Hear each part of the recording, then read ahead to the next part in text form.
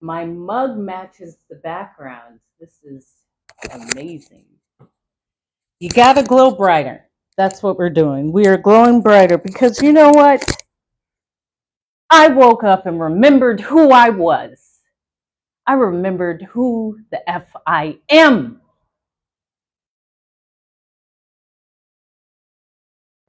And remembering who I am, that's what we got to do. We got to remember who we are. Now, you know, I love to travel. I was a flight attendant for 15 years, and I'm a travel snob because all of you that say, oh, I like to travel, you don't go good places. You don't. You go to typical places. And the fact that you're traveling is the point. So, yes, that's me saying it in a arrogant way, and it doesn't matter because the fact that you travel is the point. And I was sharing with someone I know, I don't care about New Year's Eve or New Year's Day. I don't care about that. That's for amateurs. I did that for a long time. That's for amateurs. I focus on the week after. Where the heck are you the week after? Are you back at the job? Are you back at home saying, man, I wish I could leave? That's when I start my new year. But my new year starts on my birthday. However, to leave and to start what we know the new year in a beautiful location away from all of the things that you tie together as your problems may give you a head start on the year. And I am traveling, and I'm not like the flight attendant anymore. I am just, thank you, Coop Seeds. I'm a seasoned voyager, and elements of my flight attendantness comes out because I flew about 9 hours away, and that's the average amount of time, because especially if you're in the US, you can't really go anywhere that great unless it's over 8 hours. And that's really how I think about it. But anywho, I'm in a beautiful sunny location, and it made me forget about everything that I may have been worried about from the new year, from just life in general. And that was purposeful because I set an intention. Now, when I travel, I set an intention because I do believe when you travel, especially extensively, it's you forget the privilege that it is to travel. And it's a privilege. And I share this with a lot of Americans because Americans, well, first of all, Americans don't travel, but when they travel, your blue American passport gains you entry all over the world, most places without a visa. So it's very easy to think, I want to go somewhere, look up the price, get the money, buy the ticket, and go. But that's not how it is for most of the world. Most of the world does not have that ease of movement. And Americans never know. They're like, oh, is that right? Yeah, it is right. Because just the ease of movement, first, you have to assume that you have a travel document. Hi, sexy sky doll, which is a passport. Now, let's say you're in a country, say like Brazil. The average person to acquire a passport, that may take 6 months' salary. If that, it may take a whole year of saving. What's up, Red Baby G? And I'm sharing that because the belief is everyone can just travel. Anyone can just come to this country. That's not true. It is very difficult. The ability to move around the world is very difficult. What's up, Diva? Unless you have the ease, like wait, Carl Timmons. Hi, Hope. Are you ready for 2025? Baby, I'm ready for a great life. What you talking about 2025? We already in it. Is it ready for me? Is it ready for me? That is the thought. I don't need to get ready for 2025. 2025 got to get ready for me. Look at me. I'm in a beautiful straw chair. I'm glowing. I'm obviously in a warm destination. New hair color. Beautiful red lip. You know, it's 2020. Come on. Come on. I am the way, exact period. Is it ready for me? But that's how I look at everything. I'm not looking at it asking for it to give me what I want. I am what I want. I'm creating it. I can't wait for it. And that is the difference. And it's something as simple as saying that is 20. Are you ready for the new year?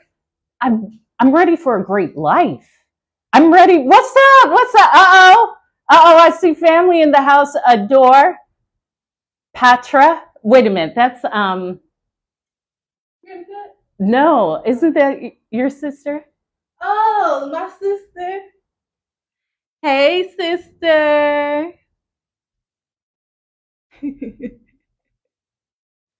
So, yeah, I'm not waiting. I'm getting it. I'm not saying is 2025 ready for me, because that means I have to wait. That means I have to see confirmation. That means I have to hope. That means I have no. If your outlook is that, you'll never have it, because you're always away from it. You're always waiting on it. It's me. I just have to make the decision. And it is that easy. And it is that hard. I'm just great at making a decision and then Xing out the rest. Thank you. So if I make the decision, this is how it's going to go. If I make the decision, this is not what I see fit for my life and a person, I make the decision and then I don't think about the decision I make too much. I trust it. I trust that 2025, of course I'm ready for 2025. 2025 has to be ready for me. And it is. It's ready to give me all of the goodness and all of the joy and all of the health and just incredible moments. Because God damn it, 2024, oh my gosh, for a positive person like me, whew, I had to say, I am so proud of you, Hope, because I understood why people thought, oh, I'm done. I'm taking myself out. That's how it felt. And even through that, you're able to pull yourself. And it is tough. I'm saying this because it is tough. And I'm reflecting because this time last year, I was a week out from my father dying, not even a week out. Not even a week out this time last year. And in the course of 365 days, I have learned through grief. I've learned about love. I've learned healing. I've learned the beauty of family and support. I've learned the beauty of letting go. I've learned the beauty of me. But it took what it took. Listen, it took what it took. And that is the blessing, to see the blessing in a parent's passing. Because yeah, it was hard, but of course it would be. The thing is, I don't focus on this is terrible. I focus on this is a lesson. Yeah, it may be hard, but so what? I'm not focused on that. When you focus on how hard it is, you're not actually seeing the lesson. It's just going to happen. And I'm not a wimp. My dad would say most people are wimps. I'm not a wimp. I'm incredibly strong. And this past 365 days showed me the death of my father. And I don't even say loss. I say death specifically. It's something that's final, but I don't feel disconnected. I feel as I'm speaking to you, it is the spirit of my father. It is what he taught me. I'm in French Polynesia. That's because of my daddy. He put these beautiful seeds. He planted these seeds. So I don't mourn the death because there is no death. I'm living it now. The fact that I would think, you know what, you got through the year, reward yourself with travel, and not no bootsy travel, not any whack. Like, this is ridiculous. I had to journal, like, B word, you're going to French Polynesia. Yeah. Yeah, of course. Why not? I deserve, because I deserve it. And I just deserve it because I decided I deserve it. But most of you don't even believe you deserve anything. You don't deserve love. You don't deserve time, respect. But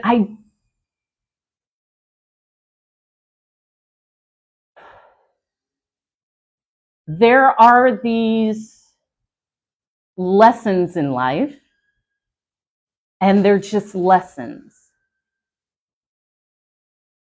And it is hard. That was really difficult. And it was really difficult to sit with that deep, dark, somber, just void of sadness through the death of my father. And I chose to sit in it. Because there was times I said, okay, I can pick up the phone, which is great. It's great to express verbally to people. It's great. I love to journal. I'll journal my thoughts. All of these things are great. Create art, move your body. And I chose to say, no distractions, feel this. Whether you call it pain, it's healing you. And I share that because that's the way through it. And yeah, it seems daunting, but it's actually shorter than you think. And the more that you put it off, the more it builds up. And when that sadness comes out that you have been holding for a year, 10 years, 20 years, 30 years, 40 years, 50 years, it just has to be released. You can't wait 40 years. But some of us have learned that it took us longer to understand we can release that sadness. And that's where the love of family and the shifting relationships with family, because I'm an adult now. You can't just talk to me any type of way. But even learning that, yes, this is my family, but I don't actually know them. Now, I mean, I'm not familiar with their everyday habits because I've been living all over the world, and I would come back home for a week, maybe like a month, maybe a month maximum, but and I would visit home, California, several times a year, 4 to 5 times a year, whether I was living in London, whether I was living in New York, whether I was living in Hawaii, but I wasn't living with them. So I was like, I can't stand these mofos because I've lived with people. So I understand a good person to live by with and a horrible. And I've had both. I've had an exceptional person to live with. And that means they respect the space. They keep their space as well as communal spaces clean. They pay.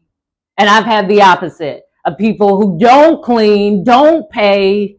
Like, I've had both sides. Trust me, I don't want to deal with the person that doesn't clean and doesn't pay.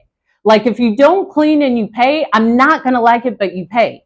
But if you don't pay the bill that we are sharing, and because I'm meticulous, I am meticulous. I'm meticulously clean and organized. It's the best way, especially when you travel. You have to know where everything is. And that is the only way. But I say all this to say, it's all the lesson. It's not good or bad. It's just the lesson. I can adapt. I'll adapt. And here's the other thing. That's what you're not learning. Just adapt. I'm not going to complain about consistent behavior. Let me repeat that. If you hear yourself complaining about consistent behavior that someone else is presenting to you, you are doing yourself a disservice because that is a character trait.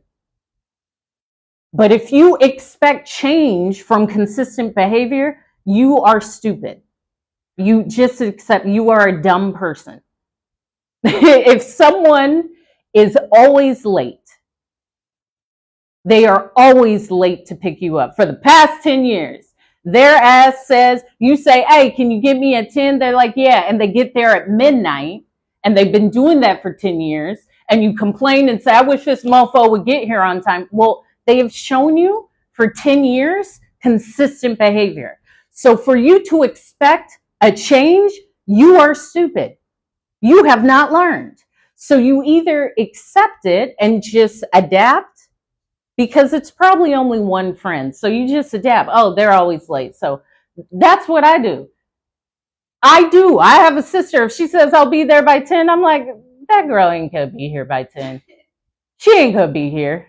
She'll be here like noon. So I'll be ready by noon. But I'm not going to get ready and be ready at 10 and then be upset because she's not there. No, she's never on time for 30 years. You think she's changing? Once I see consistent change, then I'll change my expectation.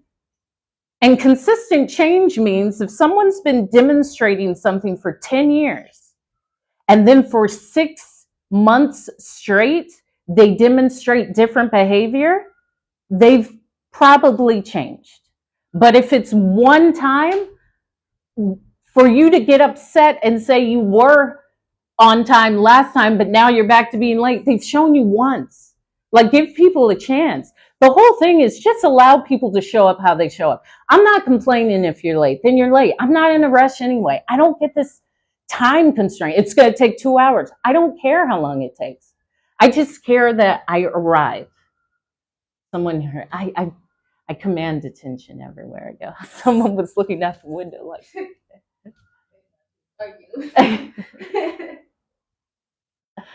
it takes the time it takes.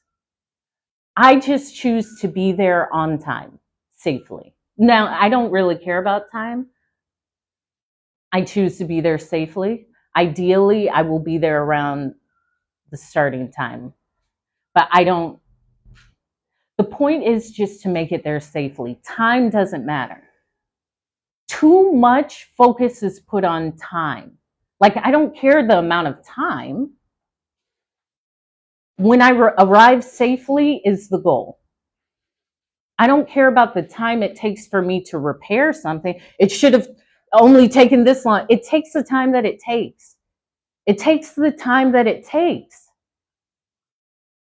And everyone has a different timetable. And as I'm speaking about this, it's really that lesson of love that I learned with the physical death of my father. Because love is repair. Love is repair. Love is that kind patience. That is love. And we're all so scared, especially in the US. Y'all are terrified. But to love is to, like, man, people just show up how they show up. I just show up. Listen, I just show up how I show up. I have to choose what's most loving for me. And that's truly what others are doing. It has nothing to do with me. So for me to say, well, if I would have changed, I could have changed that outcome. I made a decision. I love myself. I don't second guess my decisions. I go forward in life and I know everything's working out. That's it. I'm not going around punching people in the face though. Like, I actually like to live kindness. But because of that, I don't second guess. Yeah, you can't be, because I know, let me tell you, some of you guys are scallywags. Not all of you are like me. I'm a real G. I live by a code. Some of y'all are scallywags and you're terrible, but you're making your way to that other side. You have to go through that scallywag, but some of you are horrible. And it's just because you're hurt or something like that. I don't know, but some of you are horrible. I've ran into you and I say that person is a scallywag. A scallywag, man. Be stealing from people and I have not paid people back, and that like hurts my heart. That is a one of the rules I live by. I don't want anyone to say that I owe them money. That means something. That shows how American I am. That shows how American. I just want people to know that I won't mess with their money, but that's a good thing. I like to be around people that aren't trying to mess with my money. Only add. Like when we happy, the money adds. It just does. It just feels great. But I can name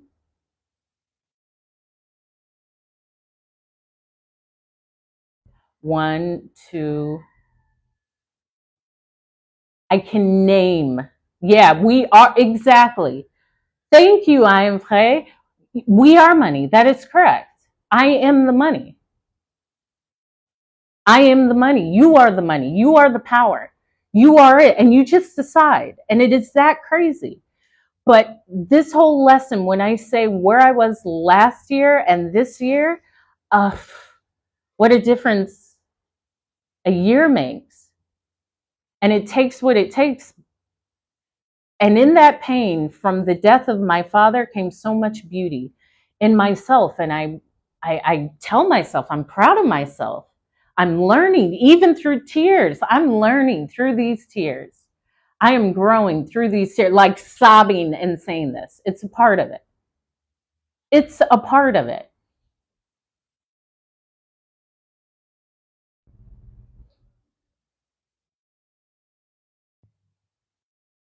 And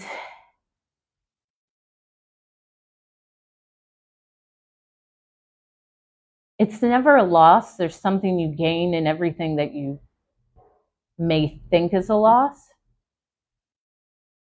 There's ways to see some perspective that may benefit. Because see, the thought is I'm probably what you would consider toxic positivity, but I don't care. It's not that I'm positive. I just strive in every moment, in every situation to see some benefit in everything. It's not that I think everything is good. I can see benefit in everything. There is some benefit. It's a lesson. It's a story. It's something in everything. There is some benefit. But I've also been in a lot of situations. So a lot of you are boring and won't get it because you haven't been like in the middle of the street in some foreign country and seen someone pass out in the middle of the road in the rain at 2 a.m. What the F do you do then? You just gotta hope that it turns out great. You just gotta hope, okay? And I'm here, so it will work. But y'all are worried about like, the prices of meat. Who cares? Like there's real life. And I know meat is expensive, but then stop eating it or create like there's ways. I'm not going to complain and continue to do something. I'm either going to accept that this is what I'm going to pay, or I'm not going to eat it anymore, or I'm going to find a substitute. But to continuously say, oh, I wish I didn't have to pay this much, but you do, and you always will. So why are you focused on that? Why does that matter? If that's what you want, why does that matter? I don't care. Give it to me. Here's the money. Give me 5 of them. I get what I get. And the thought is, as well, you're an adult. You work for your money. So you're going to complain about the things that you choose to buy? That's crazy. I love everything I buy. If I don't love it, I don't buy it. But if I love it, the fact that I love it is the price. I don't care about the price. The price doesn't mean that it's unavailable to me. The price may mean, because a lot of times, and this is why I say money stops most people. Most of the time, the price of something will stop a person because they don't even expect to ever have that amount of money. I don't ever expect, I know it, and I know that it can also come from spaces without financial currency. Someone can give it to you. Someone could offer it to you. Someone could give it to you in a brand deal. Someone could meet you in the grocery store and say, you know what? I really like your lipstick. I want to give you this ranch in Brazil. That could really happen. You could win a sweepstakes. Someone like I just believe that things are attainable outside of money. But I can also acquire the money to attain it. Whatever it is, if I want it, I'll have it. If it's, I don't care what it is. But often, even the thought of wanting that much money makes people feel bad because they believe that that large sum of money means they're a bad person. You choose to do what your money, what you choose. But I do not connect bad, monstrous people with large amounts of money. I don't care. Money means there's idiots with money. And that's the thing. Y'all just think that people with a lot of money are smarter than you or know something that you don't know. They're idiots like you. It doesn't really mean as much as you think it is. People are farting in jars and making money. And if you're in the US, make it, because this place is crazy and you need it to get out, get out, get out. I'm blinking twice. Make the money and get out. I can't say too much. I can't say too much. But it comes back to love. If you love yourself, you're unlimited. I'm unlimited in what I do. And when I was on my 9-hour flight,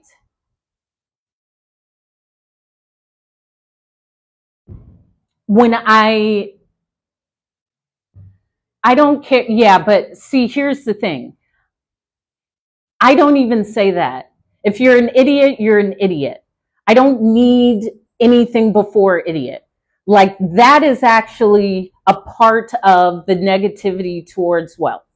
Because if you're an idiot, the idiot trumps your money status. An idiot is an idiot. You don't have to be called a rich idiot. If you're an idiot, whether you're wealthy or you're an idiot, whether you don't have as much financial flow, you're still an idiot. I don't care about the money part.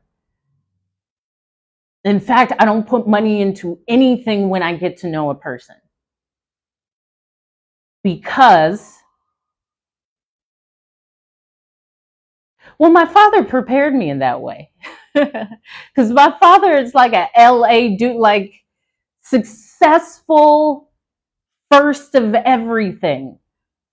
And even that comes with what it comes with. But I want what I want. And I'm going to be the coolest mofo. And I'm going to do it in like the highest, most positive way. That's just how I do it. But I also do it with my swag. And I give it back to you in this lesson. The lesson is just do it. And as I arrived to the airport, I flew out of San Francisco International Airport. And I haven't been a flight attendant for 5 years now. This will be my 5th year. Oh my gosh, 5 years out of flying. And the airport experience was fantastic, as it always is, because that's what I say. Learn from me instead of saying, oh, the airport is horrible. Oh, I'm always in security. Oh, there's always a way. Never for me. I always breeze through security. I don't care if it's a wait. I breeze through it. It always opens for me. And the airport already is so filled with anxiety. And I feel it now because I'm very relaxed, but I was in it. And I still get, young C, you don't do that though. I don't like all of this stupid flight stuff. Y'all don't do that. Catch flights, not feelings. You don't do that though. The thing is, I just don't, if you're saying it, you got to live it. I'm actually doing it. I did catch a flight, so I didn't catch the feeling. There's a difference. When you say it, it sounds like, oh, catch flights. You ain't doing it. You at the house. You at the house. You ain't catching the flight. And if you are, first of all, you ain't catching the flight. You at the house right now. That's the difference. So when I start to like pump up because I'm getting hot, it's because I actually live it. And it takes what it takes. It takes heart. It takes strength. But I did catch a flight to fight the feeling. There's a difference. I had to feel it though. And I'm fly as a mofo. So I'm 5 years out of being a flight attendant. I go to catch my flight out of San Francisco, and I'm like, hi. I get so happy, but I get, okay, to JFK. Ooh, I have stories about JFK. Oh, RDU. RDU is somewhere in the Carolinas. Is that somewhere in the RDU? Raleigh, Durham? I knew it. I'm amazing. So I get to the check-in and I'm all happy, like, hi. And I always present good chocolates. Always bring the flight crew, the gate agents. See, here's the thing. You really have to bring 3 boxes. Ideally, when you go on the flight, clear is great. When you go to board your flight, ideally you would bring a box of chocolates for customer service and say, thank you for all you do. And you give them a box of chocolates for the crew and say, thank you for what you do, and a box of chocolates for the cockpit. Ideally, you need 3 boxes, but that will change everything because all flight attendants do that. But when a passenger does that, it's really thoughtful, and it'll change everything. They'll give you all the liquor. They may bring you ice cream, and I have my nieces all know this. My nieces all you hit it on the dot. Ferrero Rocher is exactly what I brought. So my niece knows that I love those, and she loves those. Will they give you free first class? No. Buy the ticket. Who wants it? No. Buy the ticket. They'll give you free first class when you buy the ticket to first class. That's what I'm talking about. Get off the free. Get off the free. They're going to give you free ice cream. They are not going to give you a free first class ticket. It's for the fee. That's the difference. The expectancy of giving something for the thought of how it can benefit. I'm just giving it because I know that great feeling. That's the difference. I'm not expecting anything in return. I know it comes back in different forms. It may not come back at that form, but it comes back. But it's not an expectation. I'm just doing it because I like that feeling. Not will they give me free. First of all, no. Buy the ticket. And really, that is true. Buy the ticket. Economy can be great when you have a full row. But I don't like it. I don't like it. Hope floats from here on out. And I say that because there's just levels. Like, I flew as a kid with my dad, and my dad taught me all of these things about aviation, and he was a pilot, and he was a Huey pilot in Vietnam, and he was a flight instructor, and he flew the Hueys, which are very nimble aircraft in Vietnam. In fact, only the top of the top were able to fly this. You had to go through a series of tests, and there was a lot of math. My father excelled at math. All of my dad's side are like math geniuses, engineering geniuses. If you didn't go to an Ivy League college, you might as well, you finished out here. Like, you ain't living out here. Like, they're geniuses. And there's other ways of thinking. That's how I see it. So just the plane brings me a certain happiness.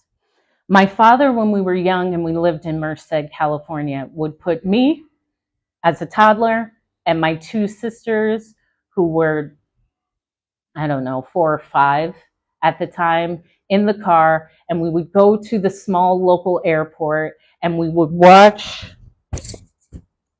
we would watch the aircraft land in this little tiny local airport. And you would say, oh, that's a F-16, that's a Boeing, that's a 727. So since I was a toddler, we would sit on the trunk and watch them land. So planes just have a deep significance. And my parents said they actually thought that I would go into the Air Force because they were like, Hope's going to do something with planes. They thought I was going into the Air Force. Now, why they thought that, they are crazy. I would never, are they insane? Are they insane? I ain't built for military. That in this lifetime and all my lifetimes, I was not built for military. Absolutely not. My father is military, but heck no. I fight the system. I fight it. Are they crazy? Military? There's too many amazing plant-based goods in this universe. So I couldn't really do that, but that's for another time, okay? And I do say that because I find a lot of benefit in plant medicine. In beautiful places. I don't know how you are doing plant medicine in like Detroit. That would probably like bring a, anyway, I'm going off. So I love planes, give the chocolate, buy the first class seat, and it comes from the space of love. So that's what I learned in 2024. It's love. It's love through the death of my father and the pain I found, the pain that led to healing and a deeper openness and respect for forgiveness and love. In all ways. Forgiveness of myself when I get annoyed by some of my family, but they're not that bad, actually. We have a good system. We have a great system, actually. And I told my mom because she was glowing. So the 1 year marker of my father's death was December 27th. It was the 1 year marker. And it was a good day. Like I journal and I'm aware that it is the day my father died, but I allowed myself to feel. And I said, you know what, let me go move. And I put my rollerblades on and the sun was out and I moved my body and I smiled and I released tears. It was great. And then I saw a friend who was like, hey, I got something for you. And she, and I always bring her into my reality. I was thinking about her and she drives by and she told me, I was just thinking about you, Hope, and I look up and you were there rollerblading. I was like, oh, okay. And she gave me a card of just like, I love you. You're doing it. And it was great. So that was the day of the 1 year marker of my father dying. And my mom also was so happy. She was glowing. And I saw that because we had gone to church that previous Sunday. And my mom, first of all, is fine. I mean, look at me. Okay, look at me. Can you imagine what I came from? Can you imagine? Look at all of this and imagine what I was birthed from. So my mom is amazing and she's beautiful. And she was glowing because she had her girls at church with her and her granddaughter. And she was in her white dress for Women's Day, red lipstick, high heels, coat with the fur, creamy, saucy, just like booty high, mama fly. And she was glowing because of the love of her family. And the church could see it because I sat by my mom, and my mom plays me sometimes because yes, I'm out and about and I'm a lover of the purveyor of the world, but I was really raised in like a country church. Like we traveled a lot, but like I was actually growing up in church. I crawled in church, I walked in church. And my mom says, babies, they'll hold on to something as they're trying to walk. And I was in the church, and my grandmother was also in the church, my mom's mom. And so I would constantly get up and fall. And she said, Hope just keeps getting up. One day she's going to take off. That's what my grandmother said. Because I think they say bumper, like you scoot across the pews, you hold on to the pews. And every time I would fall, I would get right back up. They're like, Hope just gets right back up. One day she's going to get up and never fall again. And one day that's what I did. Apparently I fell, I got up, and I turned and I looked at my mom like, and I just gave her a big smile, and I took off and I ran to the pulpit. I've been running ever since. She said, You've been running ever since. So I share that because my mom played me and was surprised how good I could play the tambourine, because I can play the tambourine. I've been playing the tambourine for years. And I'm used to the sound, but also it's a comforting sound. And on a side of spirituality, and a lot of indigenous cultures use bells or tambourines or things of this nature to ward off negativity. Like that's a part of the church that has been derived from cultures all over the world and practices all over the world. That clapping, it clears the space. It rids the space of low or negative. That vibration actually changes your body vibration. And I'm sharing that because I see all of these similarities, whether it's in whatever spirituality or practice and church. That's why you have tambourines. That's what we brought it from. That's many cultures all over the world. So it was also like shaking off, thank you, shaking it off and welcoming in. And I saw this glow with my mom, and I was like, boom, boom, boom, boom, boom, boom, boom. Like I could do the double tap and everything. She was like, I didn't know you knew how to play so well. I said, are you crazy? Do not play with me. I know I'm the coolest mofo. That's why I know how to play the tambourine. But in saying that, I said that to her, and she started laughing and throwing her head back, and there was a woman in front of her.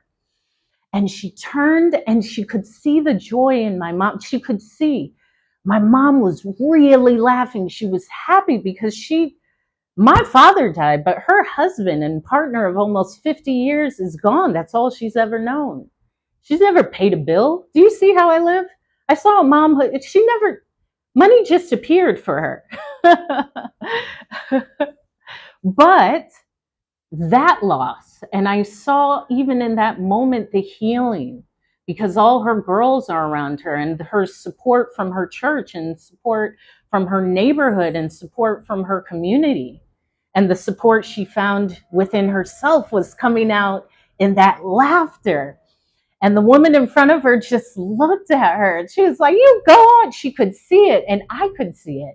It was that happiness, and it was that belief that you're always exactly where you need to be. In all ways, even me. She needed this happy hope healing and just support of her family, because we all came back. We all live in different places around the nation and around the world, but we came back. And seeing that, and she was glowing, and then I was glowing. I even did a two-step. I ain't never caught the Holy Ghost. I caught the Holy Hope. That's what I caught. I'm naming it. But I did a two-step, and somebody was like, you go on, girl. I was just dancing, but it was that good feeling. And I think a lot of times it's just categorized like it has to come from that one thing. Maybe it's Jesus. Maybe it's just that good feeling. For me, I don't label it, but I know it's there. It's this invisible thing that I've seen all over the world. I don't know. People have different names, but the fact is it exists. And it exists simply because you exist. I believe that goodness is a part of each and every one of us. And I saw that joy and that happiness that you feel when you just feel good. There's not a worry, there's not a care. Like, I just feel good in this moment. I'm not thinking about the bill I have to pay. I'm not thinking about who I think wronged me. I'm in this moment healthy and feeling good. That's it. And have a cup of tea, because that helps too. So love. And because I love myself, of course, I am afraid. And because I love myself, I said, man, F this year. F the trip has to be comparable to what occurred. So I am in beautiful French Polynesia, and it's just lovely. It's just lovely. Let me show you.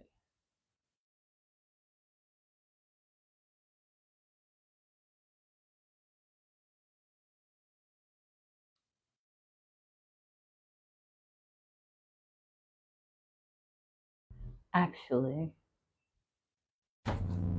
oh, I was about to run into the screen. Let me flip my camera.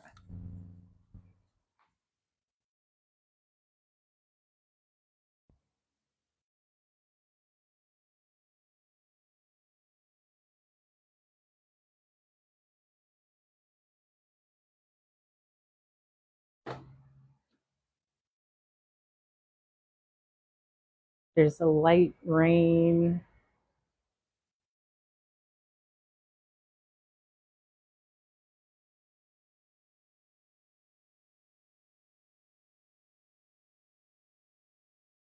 And I'll be my place is so cute. You know, I'm in French Polynesia. I always have the cutest places. This place is so cute.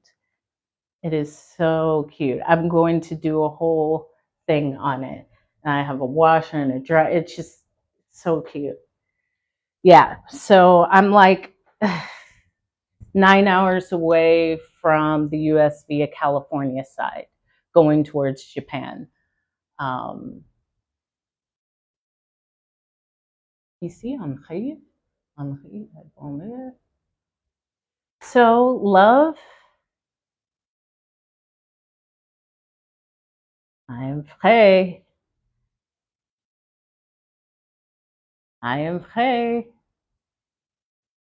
Look at my new hair color. Do you like it? It's kind of it's faded, but I felt a fiery coppery red.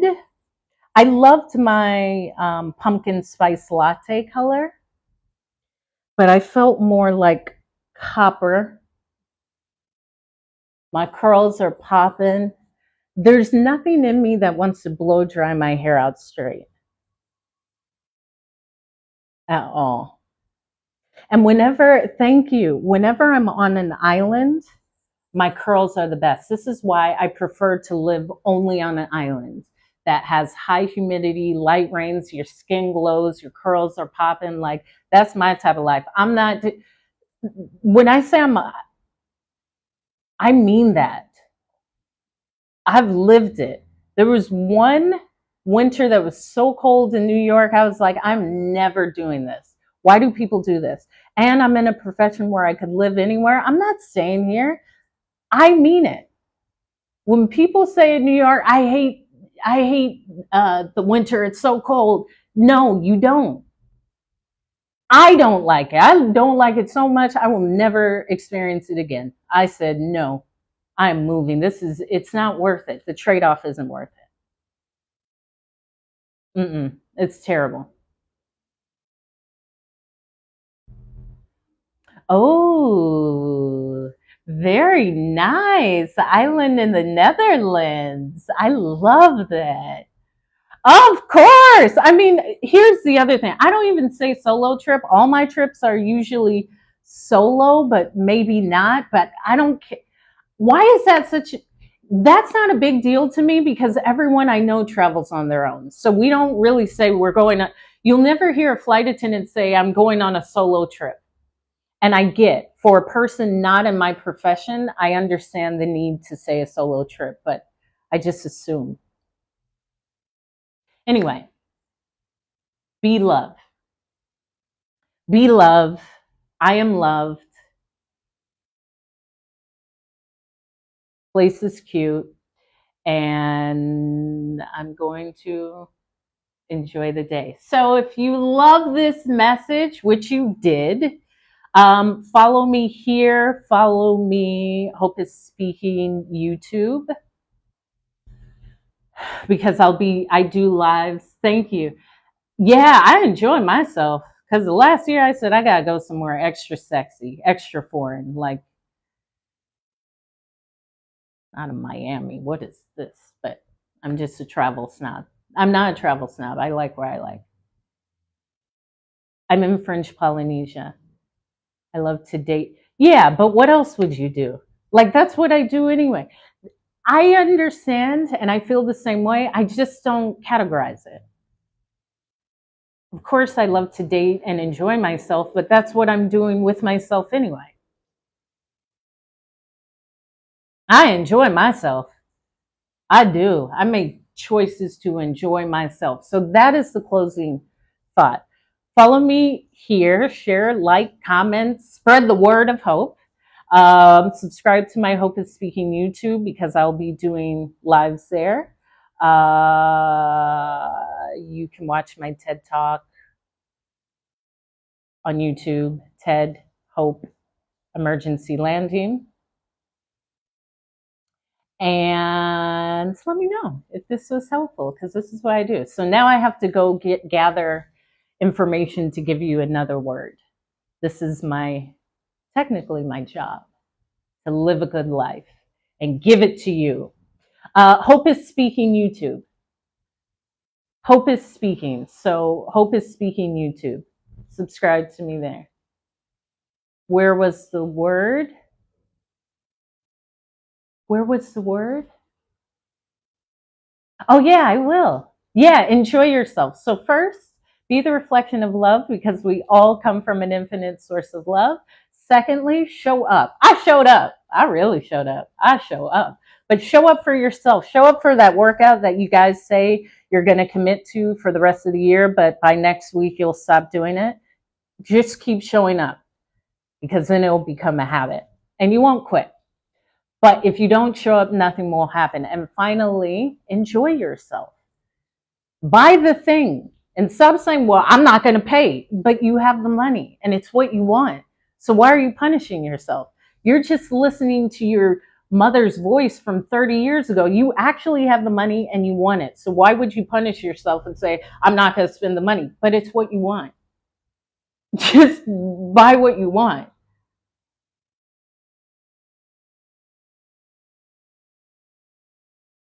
Of course, texting is the biggest preconception of a verbal conversation.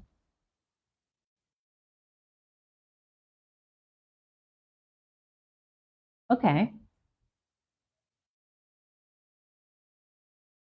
Some didn't. Let me read these.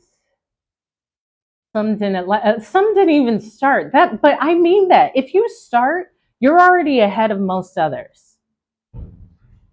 Yeah, be the reflection of love, because we come from an infinite source of love. Show up. Just show up. Show up for yourself, your dream, your body. My body is really sexy. I have to say this because it's worth hearing. I was out for my walk, and I just so happened to get into an elevator with a full-length mirror, and I was like, oh my gosh, Hope, I forgot. Wow, you are amazing. I said, oh, I forgot. That's her right there. It's me. Wow, look at you. You're just glowing and feeling good. You're just walking around. You got a you are, look at you. And say that to yourself, because look at you. You made it through the hardest days of your life. Look at you. I did it. I'm not saying, oh, this was so hard. It was, and I did it. I made it. Look at me. I'm rejoicing. That's what I'm doing. So start rejoicing. I love you all. I'm going to get golden, and I will talk to you when I want, because Hope is speaking. You're not speaking. Bye.